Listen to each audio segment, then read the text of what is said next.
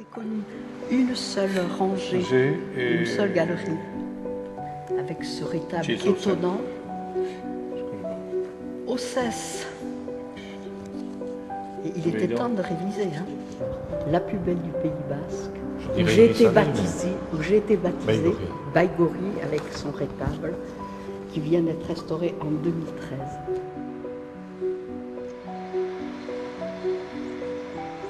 Toujours avec les fameuses virgules qu'on va retrouver dans le mobilier.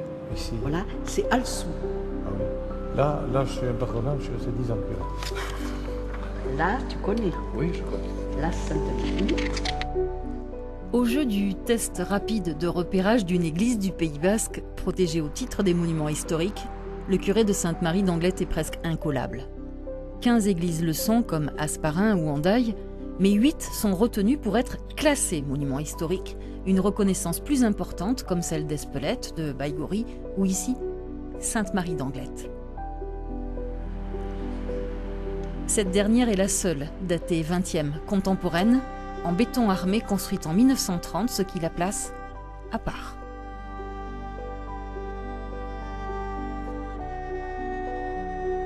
C'était du béton, c'était pas du tout, c'est pas la pierre qu'on voit dans les autres églises habituellement. Et je trouvais ça c'était un peu plus froid, mais en fait, pas du tout. J'ai senti quelque chose de différent, quoi, par rapport aux églises de l'intérieur, c'était à Ustaris, tout ça. C'était pas du tout pareil. Puis après là, maintenant, je m'y trouve très très bien. Dans la sacristie, monsieur le curé nous livre un petit secret. Ses propres insignes datant de la même époque feront bientôt partie des meubles. C'est un calice qui a été fait pour un prêtre de mon village natal, Jean Curuchet, en 1935. Quand je suis devenu prêtre en 1973, la famille me l'a donné. C'est un calice auquel je suis très attaché, mais il va être protégé ici. Il restera in aeternum maintenant à Sainte-Marie, bien sûr. À l'image de ce calice en argent, design sobre, l'église est très épurée mais stylisée. Sainte-Marie ou encore Anglet-Plage a été dessinée dans l'entre-deux-guerres par l'architecte Pierre Fonterne. Entourée de pins parasols, érigée face à l'océan, cette maison de Dieu a fait l'objet d'un chantier contemporain reposant sur une structure en béton. Mais sa décoration la rend unique, à commencer par la peinture du chœur. Les architectes des archives de la Côte Basque ont pu conserver les dessins préparatoires au fusain et dans une dimension folle propre aux années 30, 3 mètres sur 1, une iconographie de type byzantin étonnante. Les ailes des anges, qui dessinent cette forme d'amande autour de la Vierge, mais qui la dessinent virtuellement. En fait, ça nous donne l'idée de la mandorle et de cette auréole autour de la Vierge, mais en même temps, on est en dehors. C'est un travail savant au point de vue présentation. Par contre, il y a une volonté de modernité qui a cette espèce de mélange entre un sujet relativement figé, effectivement, comme cette représentation de la Vierge, et en même temps une espèce d'intrusion de la nature et qui donne à l'ensemble de cette église quelque chose d'extrêmement gai. Réalisée par Berthe Grimard, cette peinture sophistiquée emplit l'espace hors cadre. Inspirée en cela par le courant Art Nouveau, la décoratrice s'est appuyée sur des modèles du quartier. Nous avons retrouvé Joe, immortalisé à jamais. Berthe Grimard habitait de toute façon, ça je le savais, en face de chez nous, à la Chambre d'Amour. Et le jour où elle a eu besoin de peindre cet enfant Jésus, comme elle me connaissait, qu'elle m'avait vu naître et tout, elle a demandé à ma mère, tiens René, est-ce que tu peux venir me tenir le petit de façon à ce que je prenne des croquis pour le peindre sur la fresque de l'église. Donc j'ai servi de modèle. C'est ce qu'on m'a expliqué après.